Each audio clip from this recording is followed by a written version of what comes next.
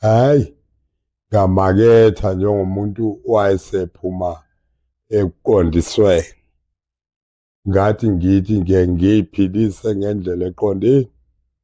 Hawu, ngiyele emafemini abantu bengitshele kuyaqashwa le efemini ethizeni. Ngifike-ke bethole ukuthi hawu indoda mpela ewondlekile eqinile ekwazi ukusebenza. Kodwa-ke iy'nkampani zakula malanga mazikuqasha zikubuse le nale u-check of fingerprint, u-check ini ukuthi wenzani wena emhlabeni. Heyi, ngawatholakala ukuthi kodwa noma ngase ngiphumile angingeqile.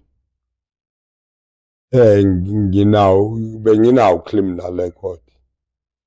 Ngangaqasheki-ke umamncane athi kunetoho-ke ayikho indawo engabe ngingangiqasha ngoba bakubona ukuthi uke waganga thizeni.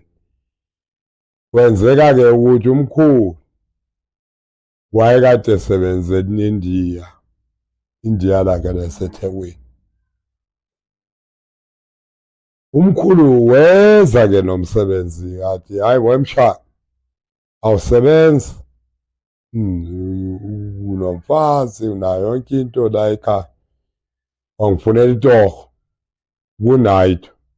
Engengimqambe igama ukuthi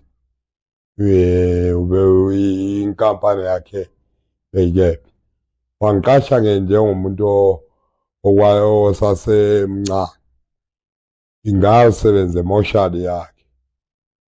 Hawu.